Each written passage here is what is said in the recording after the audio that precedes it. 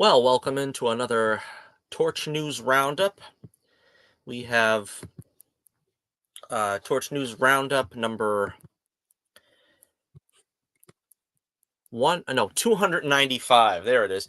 And this is the 261st Johnny Torch live broadcast. Yes, we've got a big show coming up because we haven't done a live stream in a couple of weeks. And we got some news to catch up on all the pop culture goodies that have been coming out.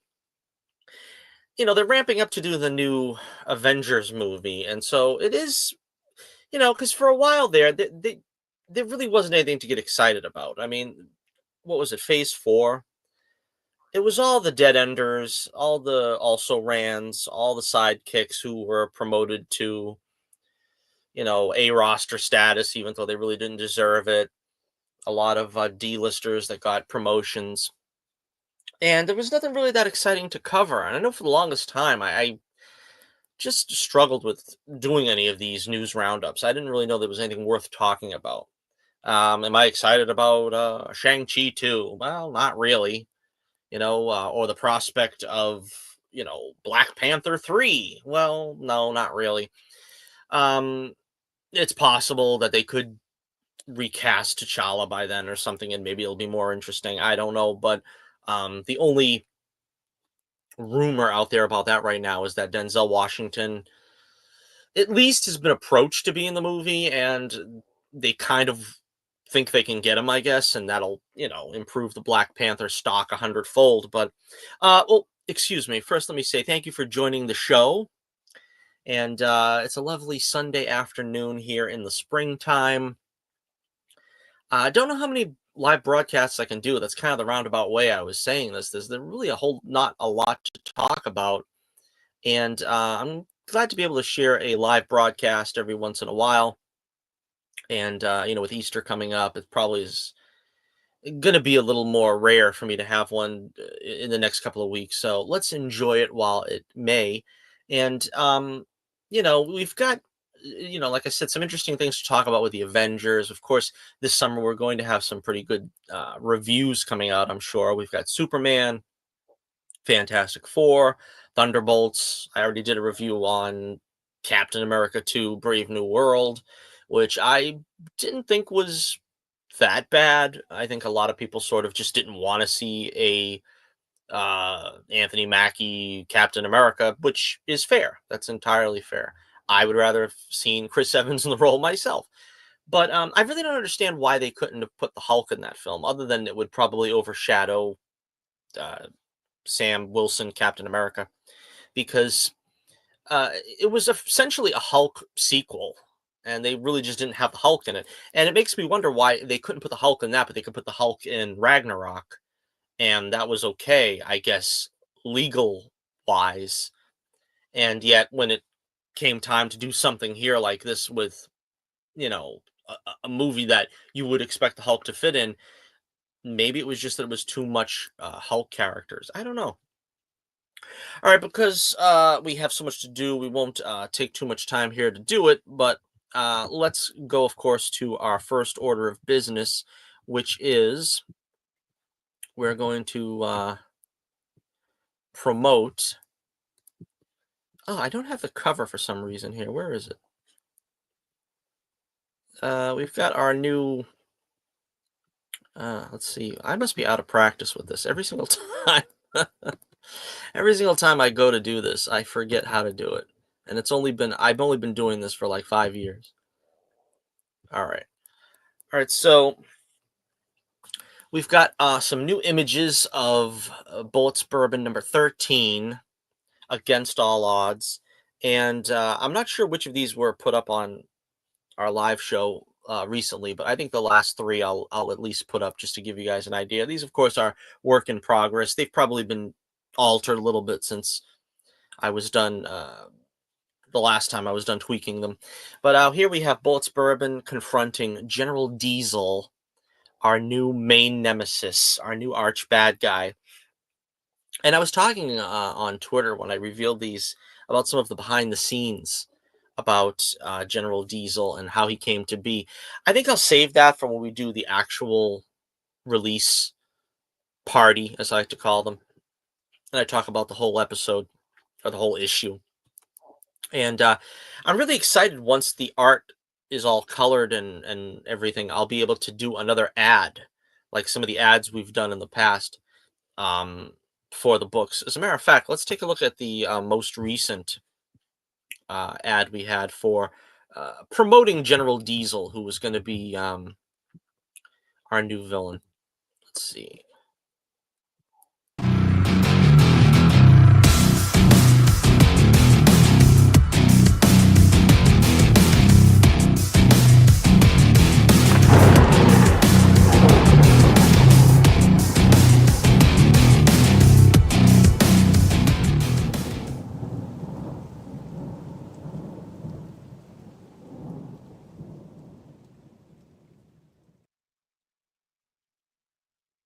All right, so when you see that, you can tell that this guy means business. This dude is a bad dude. And I keep pressing the wrong button. I guess I have to press stop first and then present. Okay. But the idea here is that General Diesel is a very I can't find the button to press. I'm gonna end up having a lot of problems here if I don't figure this out. All right. I keep pressing image and it opens up something else and I yeah, never mind. So this is the contraption that causes the electrical impulses to augment his strength. Now, General Diesel is a genetically altered soldier from the sovereign nation of Batonia, and he's been sent here to conquer America and the world at large. But he sets his base up in Stark City, where he comes into conflict with Bolts Bourbon, who, of course, is the savior of Stark City. And of course, as you can imagine, the clash is going to be of epic proportions. And the inspiration for General Diesel is many. He had a lot of inspirations drawn from. Uh, like I said, he's sort of like a combination of like Khan, Noonien Singh, uh, Ivan Drago, and General Zod sort of all rolled up into one, which makes him a very tough customer to have to deal with. And we got one more image here that I will show you. And this is the much lauded, and I've been building up to this, the torture scene where General Diesel puts bullets in this contraption that he uses to augment his strength. Of course, in Bullet's case, it's not going to augment his strength because he's not genetically enhanced to undergo the procedure. And will he survive this? I don't know. We're going to have to see the issue. We have to wait for the issue to come out. And hopefully it will be out. My tentative plans were for it to be out by May. Again, as I was mentioning at the beginning of the show, we've got Easter coming up. I've got two birthdays also to celebrate in Easter. April has now become what December was to me because, December is not only Christmas, but I have two sisters' birthdays, and April is not only Easter and Holy Week, but my niece's birthday. She's going to turn one this year, and my mother's birthday. So we got a lot of stuff that's going to be keeping me probably from doing 100% effort on the book. But I will say that if it's not out by May, it is certainly going to be out by the summer, by June or July, because you also have to remember once I am through with the art, which will probably be pretty soon, probably within, like I said, 2 or 3 months, I have to turn it over to the people who are going to print it, edit it, do whatever else they got to do to get it page wise ready. And so that's going to take another month or so. So, we're almost there. I can see light at the end of the tunnel. I've got probably only I want to say two more pages that haven't been colored at all yet.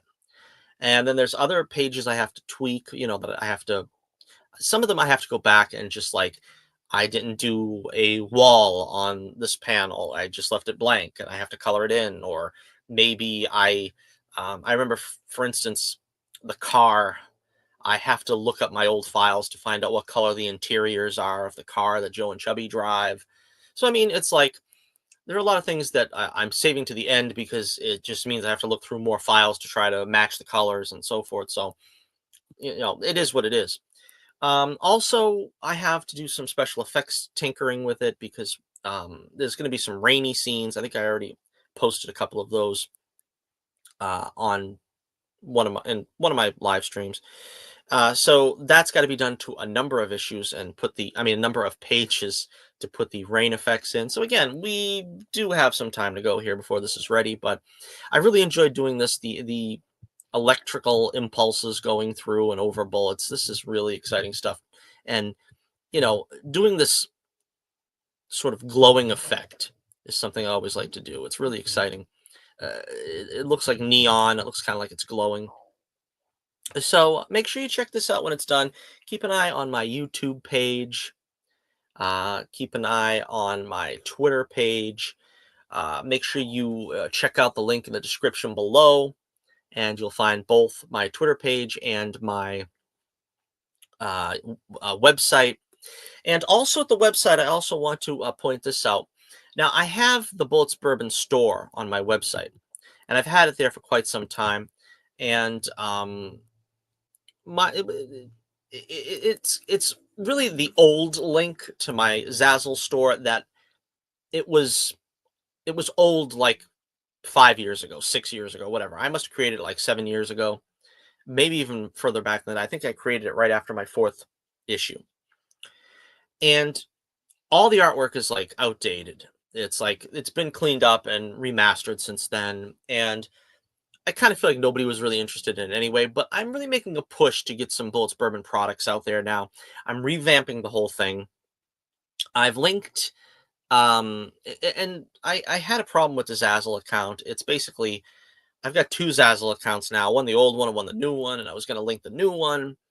But I'm basically, you can go anywhere and try to find my store now. I've got Zazzle, I've got Redbubble, I've got T Republic, I think it's called. And the T Public one is the one I linked to the store because they seem to be the easiest one to interface with for me. But you can go any of these places, and for relatively the same price, you can pick up Bullets Bourbon um, merchandise, stickers, T-shirts, sweatshirts, notebooks, basically anything that you want that will have Bullets Bourbon's logos and covers and pinups on them. I really seen I like this. There was, you can make a glass like a it's like a tall glass, and you can put like anything you want on it. And there's like a Veronica pinup on the glass. It's really cool, and it's fun that you can have like a thousand different kinds of products with your designs on them. So go and check them out. Check out the link in my website to the Bullets Bourbon store, and you can see, maybe what you could do for yourself if you have a comic and you want to try to get a print on demand, you know, center made up of all your stuff. All right, so now that that's out of the way, a little bit of promoting, a little bit of self promotion never hurt anyone. I wonder how many people have actually skipped past this part. But really, I always say this, really and truly, if you enjoy what I do here on YouTube, the best way to show it is, of course, to like, share, and subscribe. That's always welcome. Looks like we lost one sub, which is disheartening to me because I like to be getting more. But you could also buy something from the website. I've got the Indie Planet there. Will be great if you could just pick up a copy of the book. I would prefer that, but there's also the Global Comics, which you could pick up the digital download if you prefer. There's also the merchandise store. Pick up one of these things and show your gratefulness for the content I provide, both on YouTube, on Twitter, and the books in general. I'm sure you'll enjoy them. I really do, because I put a lot of work into them. And like I said, I've always said, my my barometer of what to put in the stories is from the stuff I grew up with. And, I think most of us have kind of been affected by the same stuff, Batman the animated series. I've been watching the Incredible Hulk TV show lately. That's always been a big influence. The A Team, Knight Rider, all the shows of the 80s. You've got the great animated shows of the 90s, like Batman, X Men, Spider Man animated series. So, I mean, you also have a segment which I'm not sure is as popular, but with classic comedy, the Abbott and Costello, Laurel and Hardy, Three Stooges type of humor that's also in it. So, again, give it a shot if you haven't already. I'm sure you'll be very pleased with the results. And I really look forward to hearing what, any feedback on the issues you have to say. We're starting a new season. Hopefully, we'll be able to do, I've got at least 2.5 seasons in the can. So we'll probably get to 3 seasons. Hopefully, again, God willing, we can get them all done. But again, I need some financial support to do this. It would really be helpful if you, you know, check it out. Let me know what you think.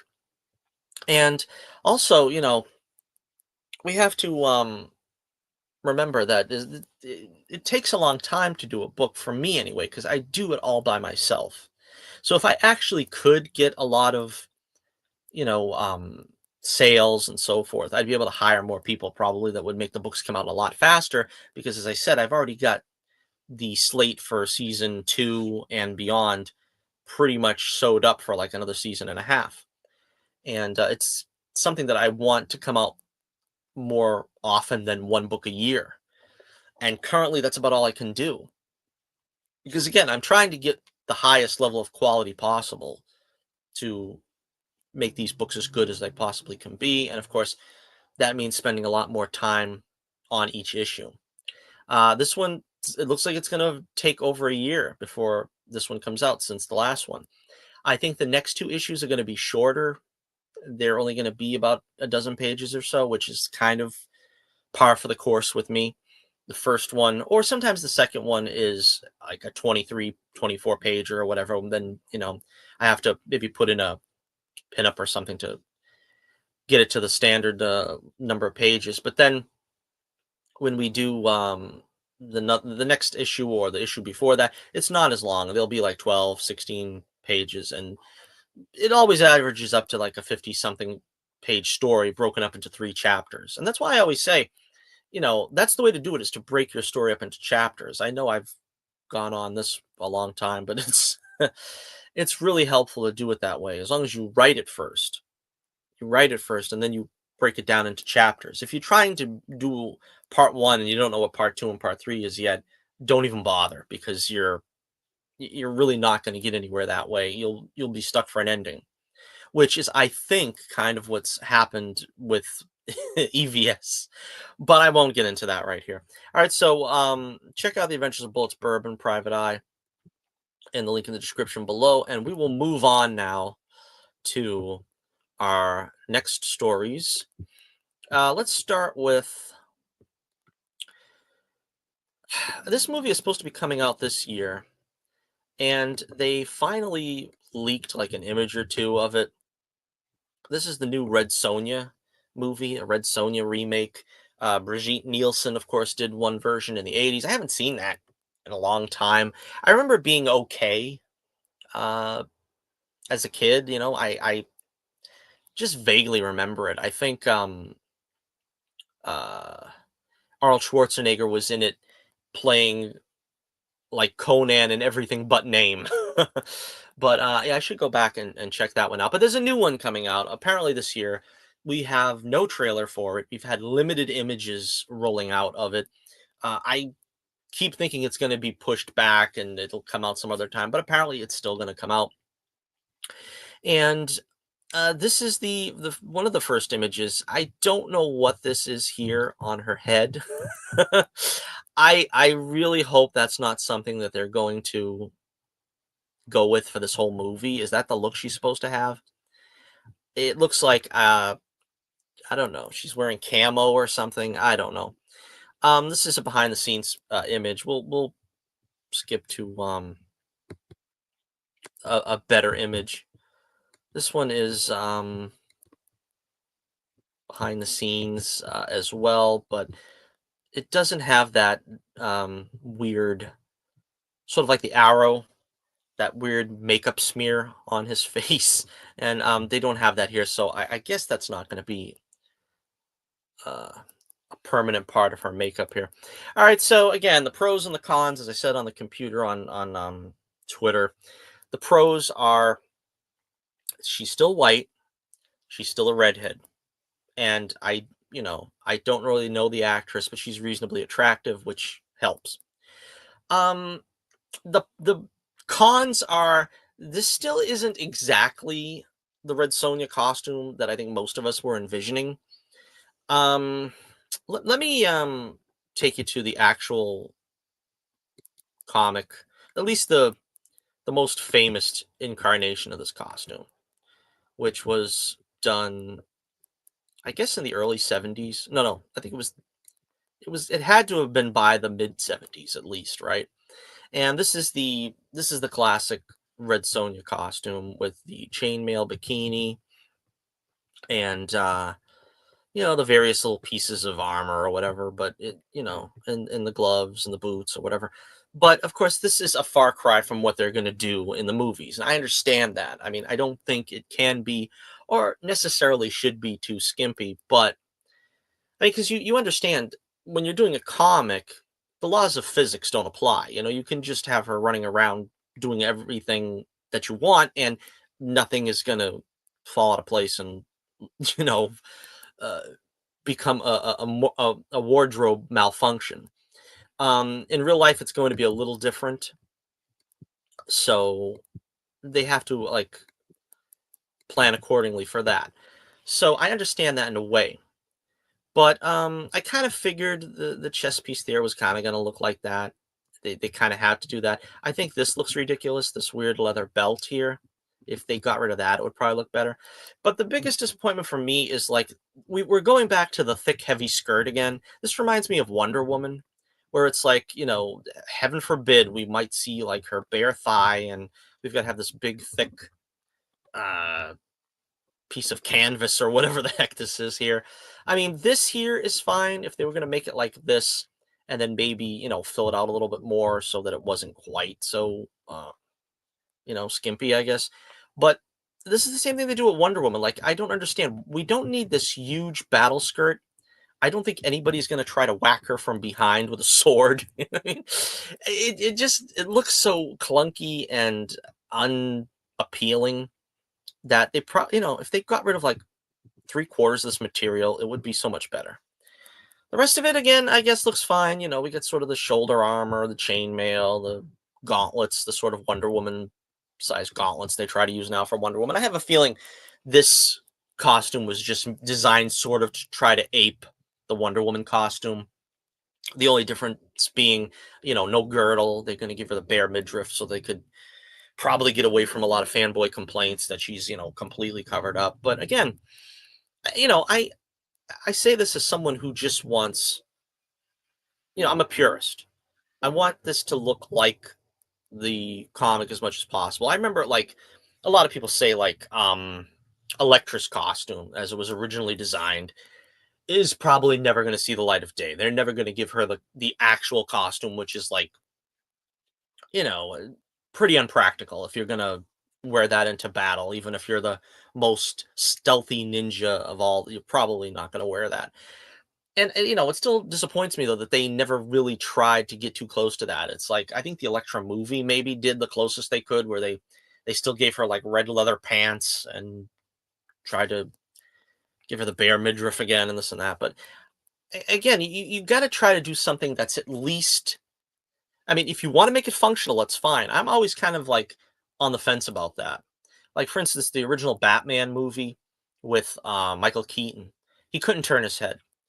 And they found ways around that by making him look dramatic, that he turned his whole body whenever he had to turn and stuff like that. And I feel like it's the same thing here. I mean, if you've got the benefit of camera setups and you can do shots in a way that, like I said, it's not going to always look revealing if she does have this sort of chainmail bikini. Just have it reasonably accurate to the comic, and then you just shoot it in such a way that you're not going to see everything going around when she's moving. There's got to be a happy balance there. You can't just like always be throwing a skirt on these characters or leather pants or whatever and pretend you got the same costume.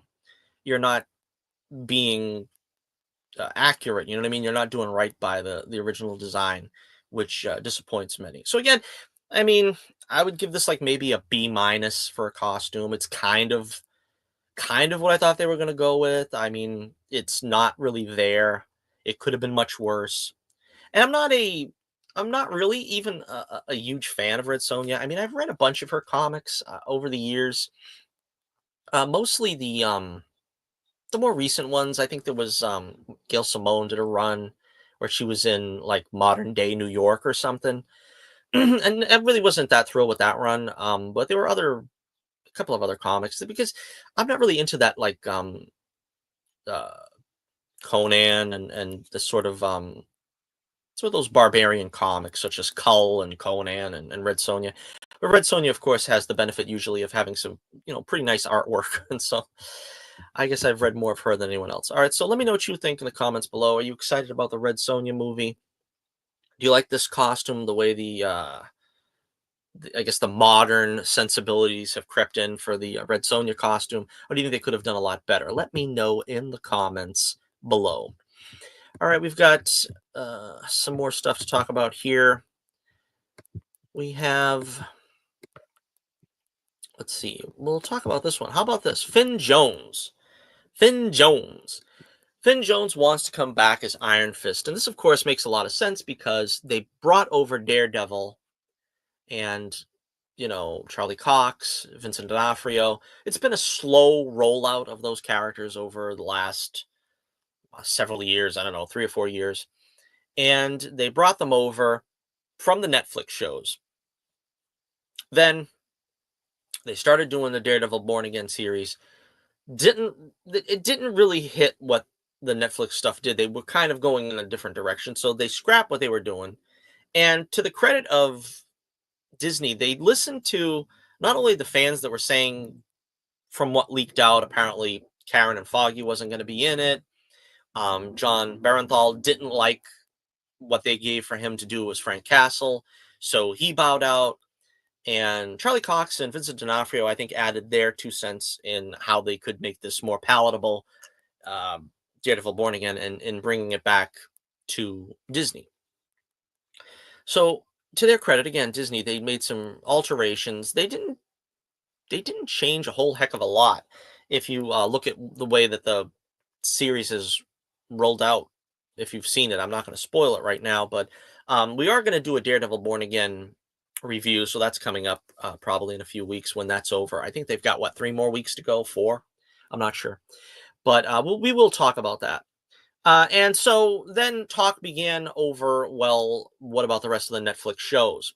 Are those characters at least going to come over, even if we don't get another Jessica Jones season or, Luke Cage? And I think they've all but committed on Jessica Jones showing up somewhere. Luke Cage, there's been hints, but nobody said anything about Iron Fist. Now, to be honest with you, I've said this before, and I think you could look up my review. I was actually more satisfied with Iron Fist, the first season, than any of the other Netflix shows because it felt like, I don't know. I have to see the first season again, but it felt more compelling to me because I knew what Daredevil was about, and they weren't doing him. I didn't know Jessica Jones that well. I really didn't care. The first season I seen, and I was fine, and I just like dropped the rest of it.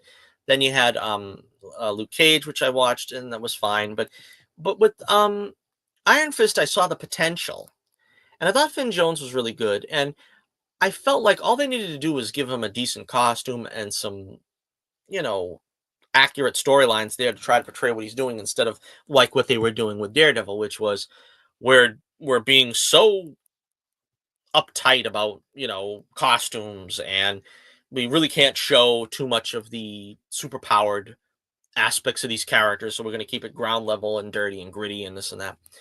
Well, now that they're over on Disney, Marvel's able to use their considerable money to make Daredevil do the swashbuckling that he should be doing, the dancing around on rooftops and swinging on the billy club and using the billy club as a boomerang, almost as a ricochet weapon.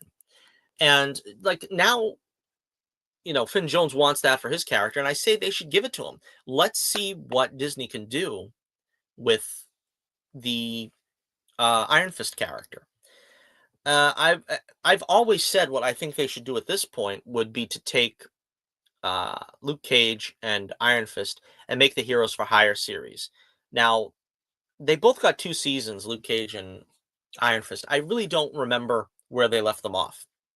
Luke Cage, I remember he was like, what was he? He was in charge of like the gangster rackets or something, which I'm not sure how that went in the comics, but and then with Iron Fist, I think he went back to Kunlun or wherever, and he left the superhero wing to um, Colleen Wing. So again, they've got to sort of tidy up and wrap up that storyline. I don't know exactly how they're going to, but then again, I don't think they really wrapped up the Kingpin storyline from season 3 of Daredevil that well either. So it's one of those things where there's a time lapse. I think there's like 7 years from the end of the Netflix series to Daredevil Born Again. And I guess they could just say anything about what's gone on in those years.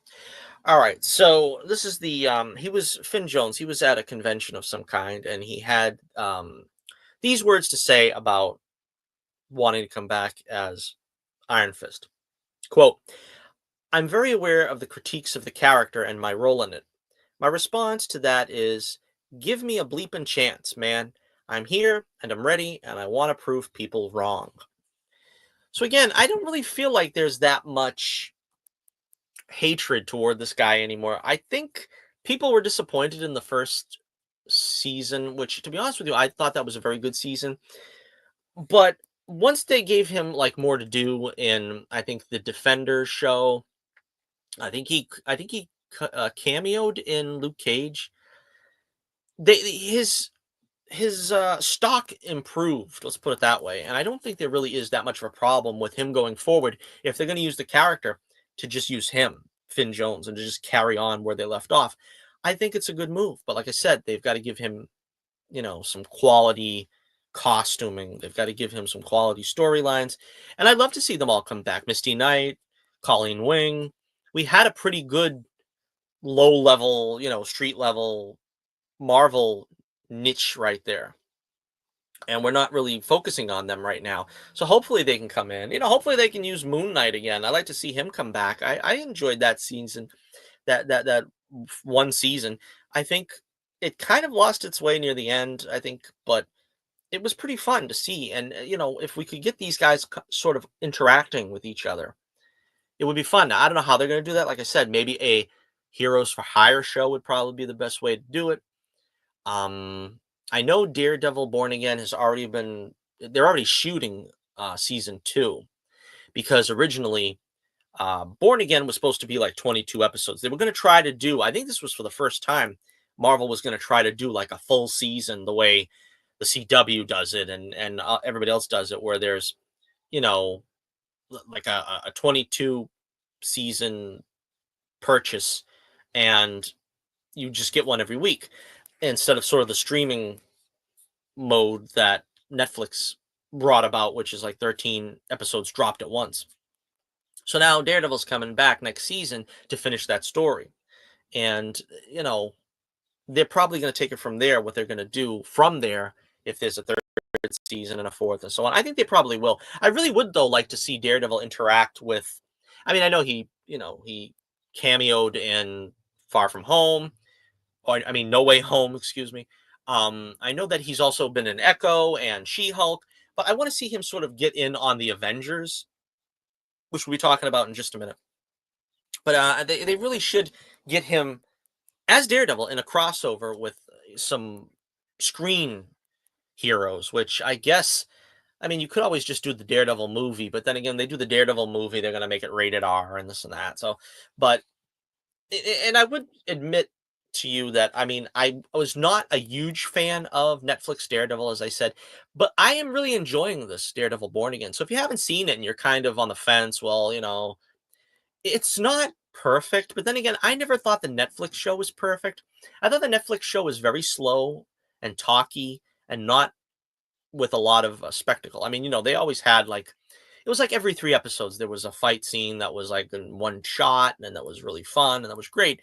But then there was always like 3 more episodes where I guess as the showrunner called it, navel gazing, and they just kind of like went over why Matt doesn't want to be Daredevil. I feel like I'm so sick of seeing why Matt doesn't want to be Daredevil. And finally, at this point in the season, they're turning that off now, and he's back to being Daredevil. But I really want, I mean, because that's like par for the course if you're a superhero, especially a low level one. That sort of Daredevil takes the punishment. Let's put it that way. You know what I mean? He's never had a happy day in his life. You know what I mean? He's like Batman. He's like Spider-Man, where they take a beating, and then there's always a point where they say, "Oh, why am I doing this?" Getting my head kicked in every night. And I can understand that, but it's like I feel like with Daredevil, we've gone through that. Like out of the 4 seasons that he's had television, I think we've had that at least 3 of them, right? And then the Defenders, he was also sort of brought to it kicking and screaming, if I remember correctly. So again, I think they're turning the corner on it now. So if you've heard that, well, it's not that great, and there's not much Daredevil and this and that. Well, for one thing, there never was. And when he was Daredevil, he was wearing like sweat clothes and a rag around his head. Now we've got actual, Daredevil back in costume, doing some amazing things that they couldn't do on Netflix. And also now they're going to have a costume that they showed. I probably should see if I could pull that up.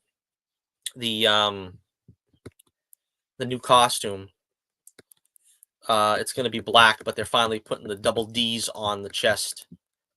And see if I can find it. All right. But I'm not really a fan of when they have to make a black costume. I wasn't really a fan of that when they did it with Spider-Man or Batman. It's like Batman's supposed to be two-tone. You know what I mean? And Spider-Man, of course, they got away with that by making it a symbiote suit. So, all right, here's the costume. So since we're doing a Torch News roundup, let's do it right. Let's go all the way with this. All right.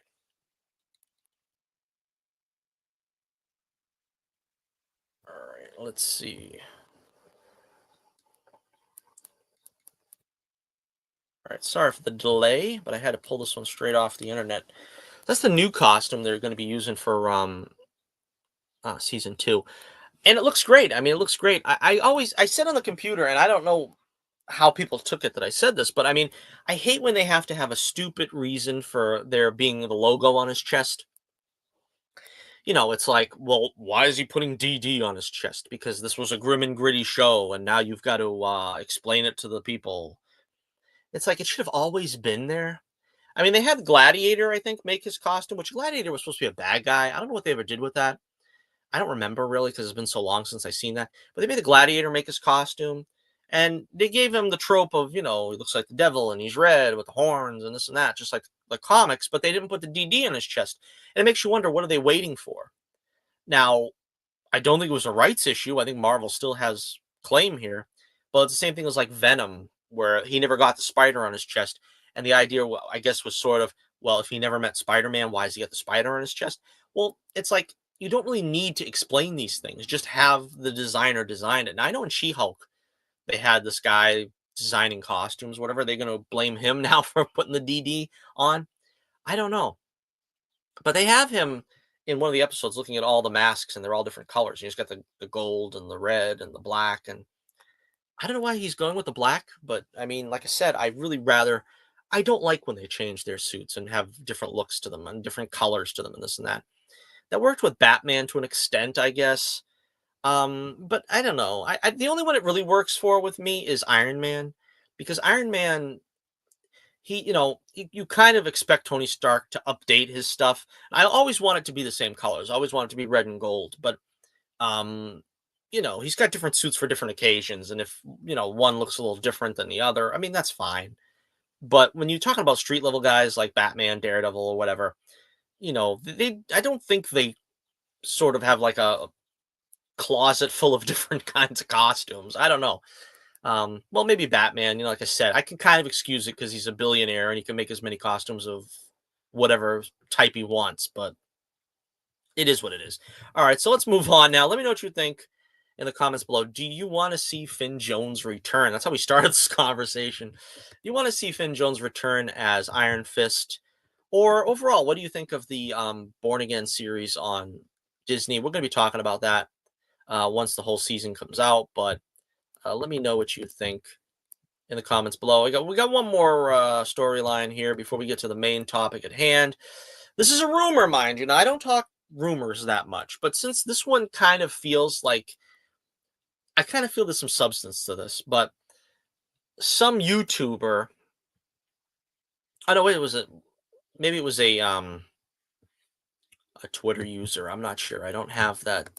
I don't think I have that information here, but someone on Twitter said that because they've been hyping up there's going to be a cameo in this film, a cameo of an important character.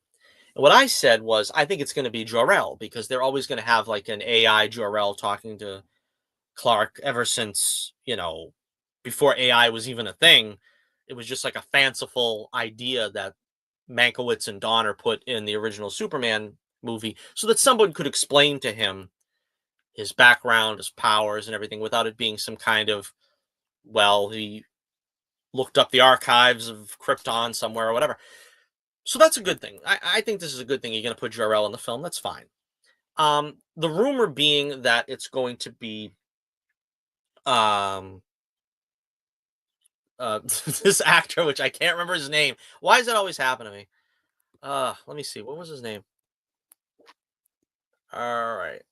My mind went a blank. I can't remember. It's not unusual for me, but uh, they don't have his name on that, do they?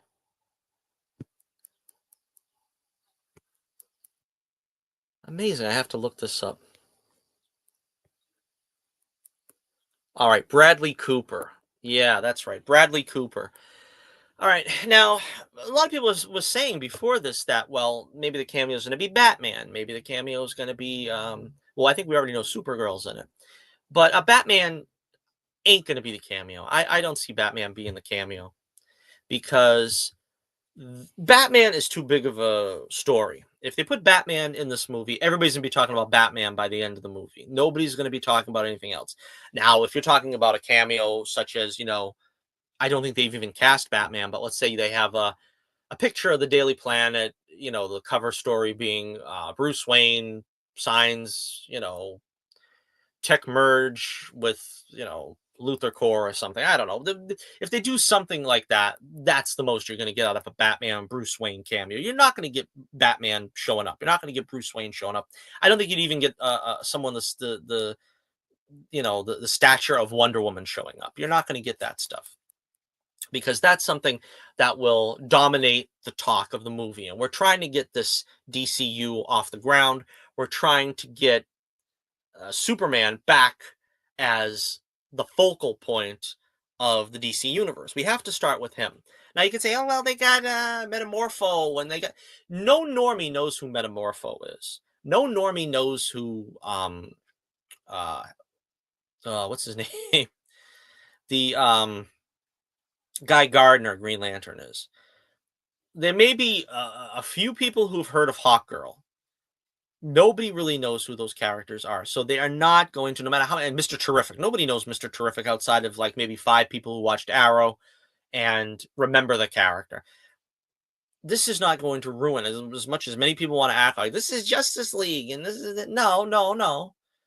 This is what you call living in a universe where other superheroes exist and they're not afraid to show, all right, this one's coming in, that one's coming in, and then they leave the story.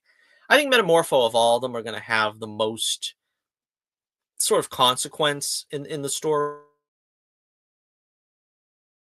but I don't think any of them are really going to take over to the extent of having people talk about them as having more screen time than Superman. Now, in the case of Batman, Wonder Woman, whatever, people would start talking about them more than Superman. Nobody's gonna talk about Guy Gardner more than Superman, I don't think. But Bradley Cooper, I could see it when you see him. That's why I picked this image, because when you see him up against the other Jor-Els we've had, the Russell Crowes, the Marlon Brandos, I kind of feel like he fits in there. I kind of feel like he's a little young. Not that he's young. I mean, he's not a spring chicken, but I kind of feel like maybe they should have gone with, because maybe because I'm biased against with when they do the Jor-El, like with Marlon Brando, he had the white hair, and it kind of made you feel like he was aged enough to be so wise and everything. Russell Crowe could get away with it because by that point he'd put on weight, and you kind of felt like, well, yeah, he's like an Orson Welles, you know what I mean? He's got some age and stature on him or whatever. Bradley Cooper, from what I know, he just looks like a little bit older than he did 10 years ago. You know what I mean? So, I mean, I don't think he carries that weight of he's a wise scientist that's been trying to serve Krypton for centuries. I don't know. I mean, not centuries, but I mean, whatever measure of time that Krypton has. Um, again, this is a rumor. We're not saying this for sure. I think it's good casting, though. I think it is. I mean, I don't think he's going to have too much of a part in the film. Like I said, it's probably just going to be when he comes back to the fortress, when Crypto drags him back to the fortress after whatever attack or battle he's had on. And that's probably where it's going to be. I think it's a good idea. I think it's a good move. Let me know what you think in the comments below. What do you think? Do you think the cameo will be Jor-El? And you think that'll be Bradley Cooper sort of being their take on the famous actor cameo? Because there's not too many big names in this film. I mean, big Hollywood names. I mean, you got like, you know, some of these actors are a little bit more lauded than others. But all right, so let me know what you think in the comments below. And we'll move on to our final story now. The final story of the day, where the talk of the town is Avengers Doomsday. And what Marvel did was very strange, but I think it makes sense. What they did was they showed I think it's 5.5 hour stream of showing the cast chairs with the names on the back of them of each member of the cast. And they would focus on one chair at a time for like about 12, 15 minutes at a time. And they did a good dozen or so. I didn't really keep count, but and we've got the names of all the actors now that are going to be in Avengers Doomsday. Now, supposedly this is not the full list. Supposedly this is only the list, which I don't know if they're planning on doing a part 2 of this where they're going to do it again, but these are all the actors that I guess they have locked up with contracts. Now, they got the names of these characters. I should say they have the names of these actors, but they don't have the names of the characters they're playing. This is something that I think a lot of people misinterpreted. Like, for instance, the list I've got here from Discussing Film, they say, for instance, Paul Rudd as Ant-Man. We're not told who these characters are playing. We're just told the actors. Now, if Robert Downey Jr. is playing Doctor Doom, does it really stand to reason that each and every one of these actors are going to be playing their, original character from the MCU? It could be some kind of a villainous analog. Now, I think in a lot of these cases, they will be playing their character. But I think in some cases, they might be playing a different character. And nobody's really picked up on that as far as I've seen. I haven't seen a whole ton, but we'll go through the list and I'll tell you what I think about this as we go along. Paul Rudd is Ant-Man. I'm happy. I love seeing Paul Rudd anytime he shows up. And I'm one of the few people that don't think that Ant-Man 3 was terrible. It was weak in a lot of places, but I don't think it was that bad that people act like. Quantumania.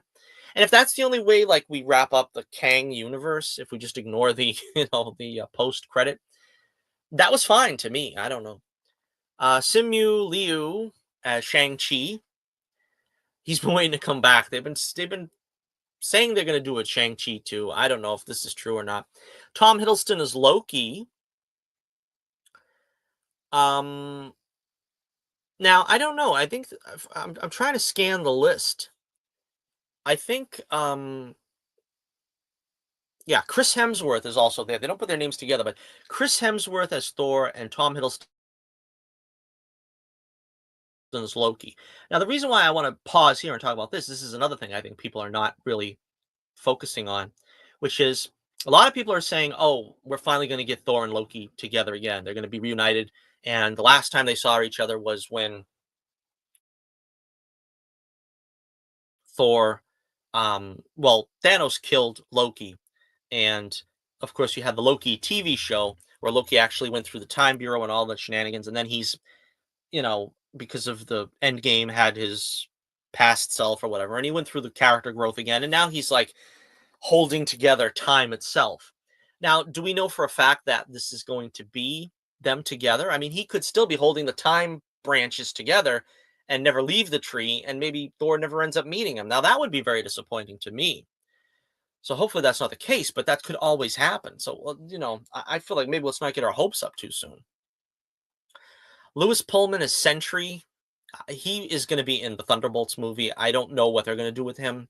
Apparently, he's sort of the thing that they're going up against, the Thunderbolts, to try to stop him. Florence Pugh is Yelena. She's going to be the Black Widow. Danny Ramirez is the Falcon. Sebastian Stan as Bucky. Winston Duke as Mabaku. Um, is that the Man Ape? I guess that would be his superhero name, but they're never going to call him the Man Ape in the movies. I'm pretty much can guarantee you that. But I mean, I guess this is the folding in of the Black Panther character. So we've got him.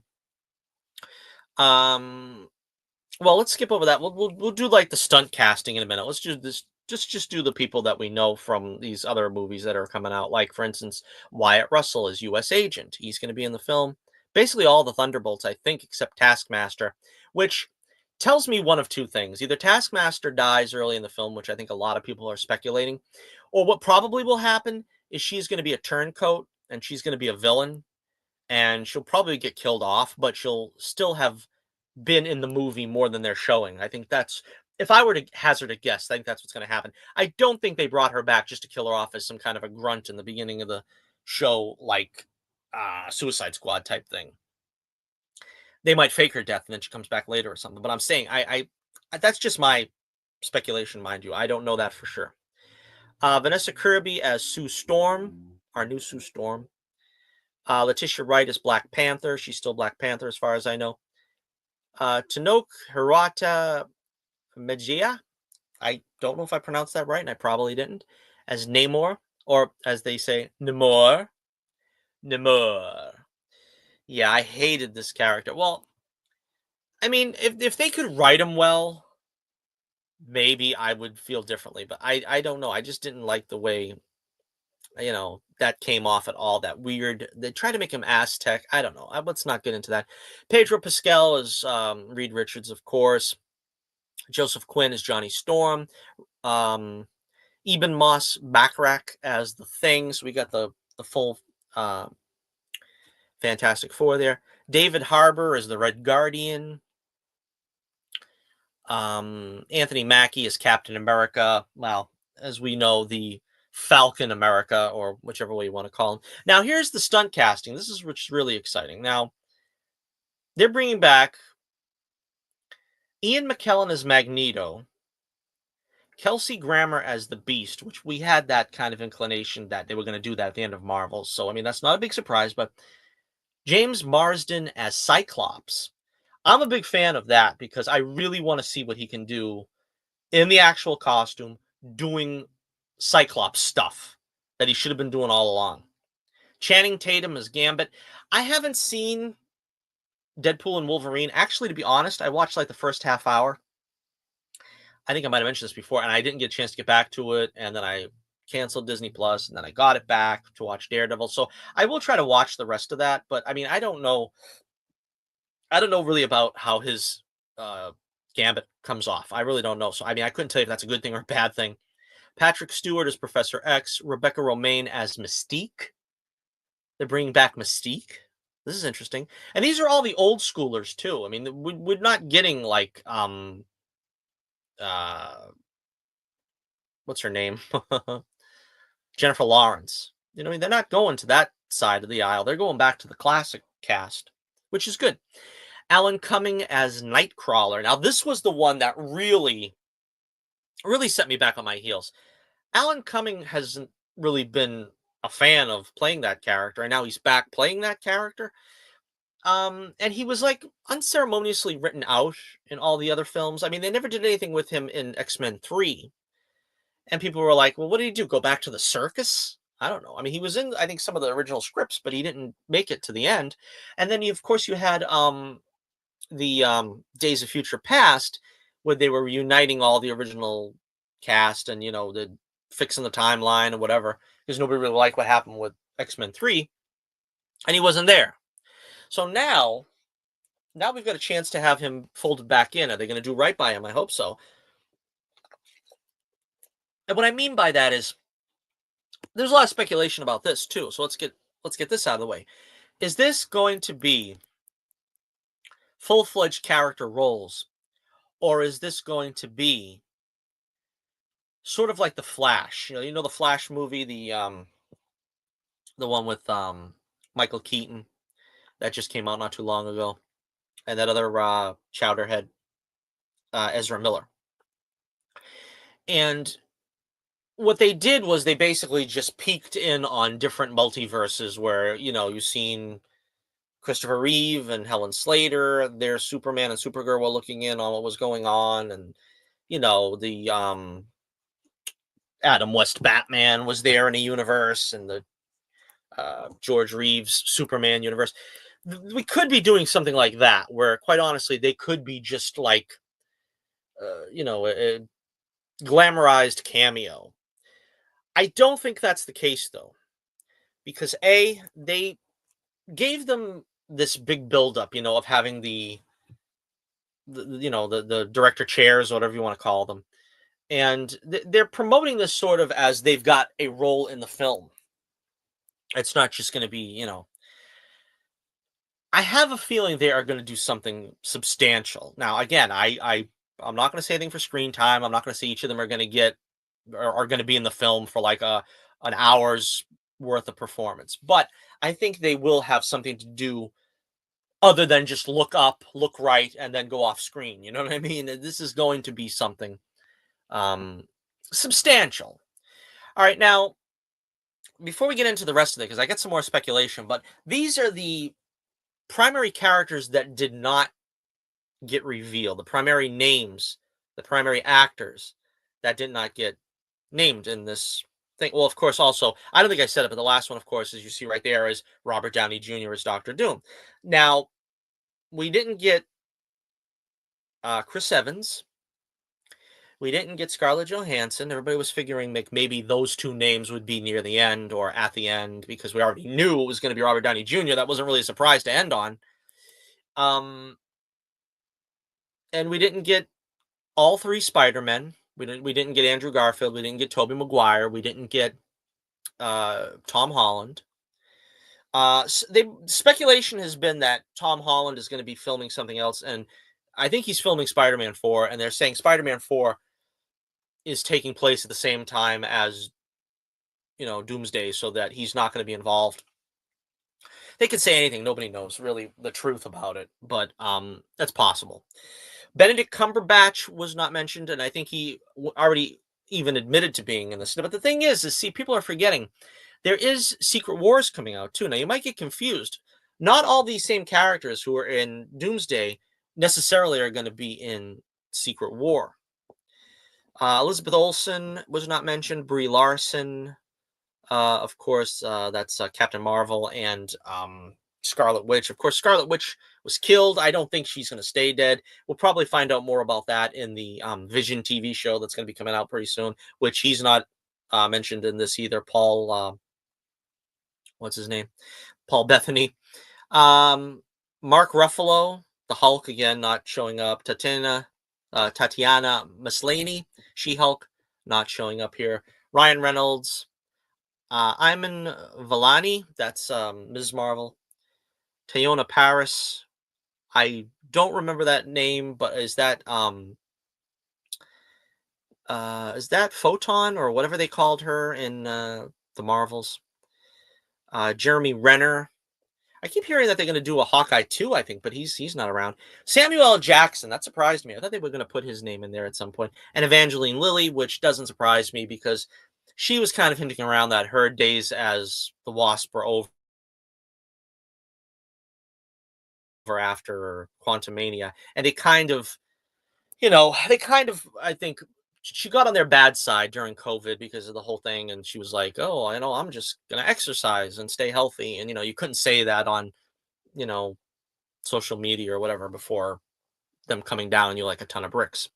So these are the noticeably absent, and they're not going to be there. And like I said, I think the reason why most of these are not going to be there is because they're probably going to be in Secret Wars.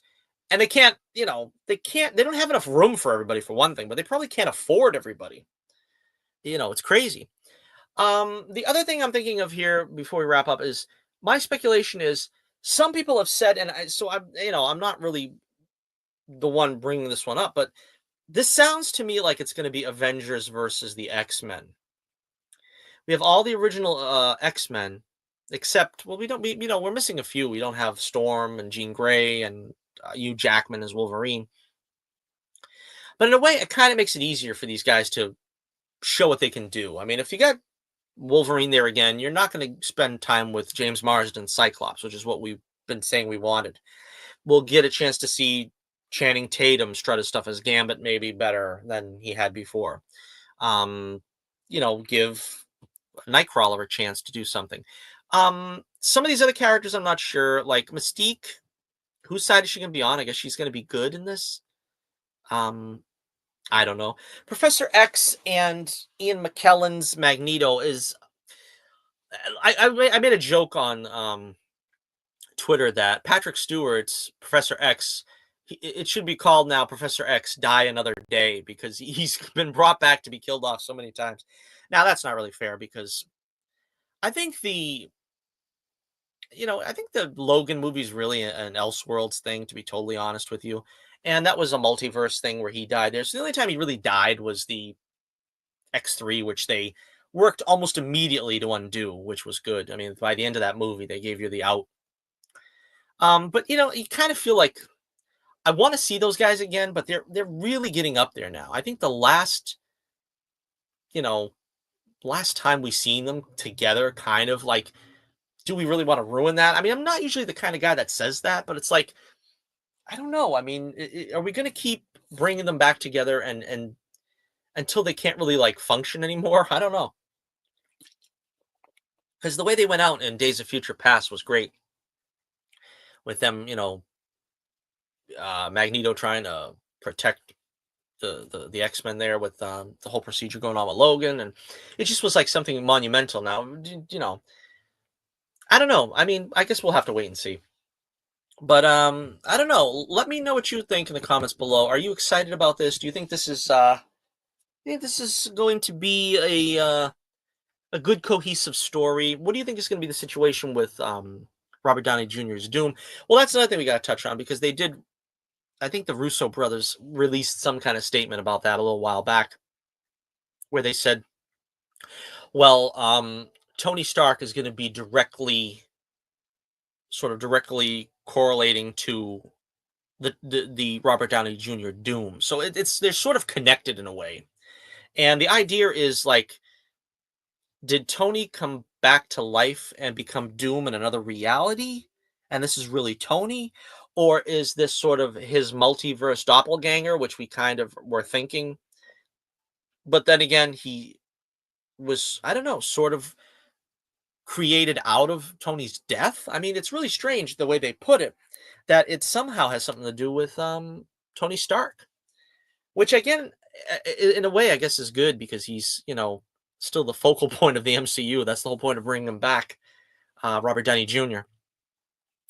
And again, is this going to be a multiverse film? We saw some of those images last time, those storyboards that may or may not have been correct, may not have been accurate. Who knows if they're true or not?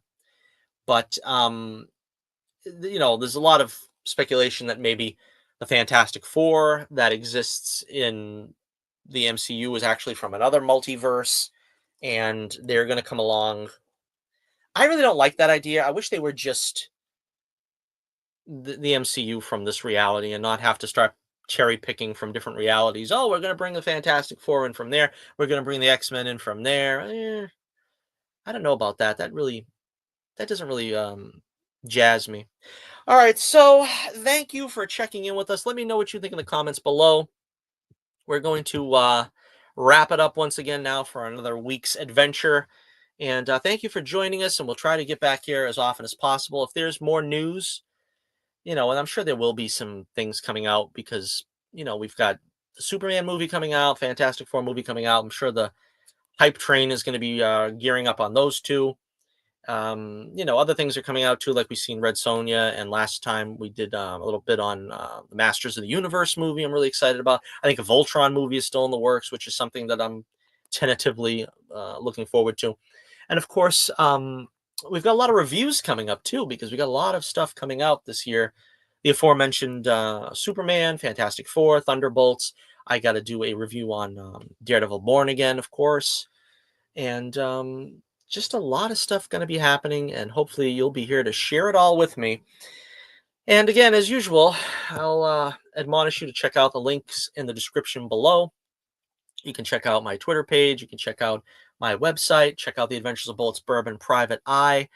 All there at your command. The issues there on Indie Planet, the global comics for the digital downloads. We've got merchandise.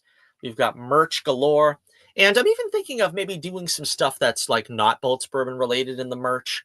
As everybody knows, I'm like, I want to do some like religious themed merch maybe too, and put my techniques to use on doing some religious merch. That would be nice. All right, so until next we meet, this is Johnny Torch reminding you once again, keep the flame burning brightly, and I'll be with you again real soon.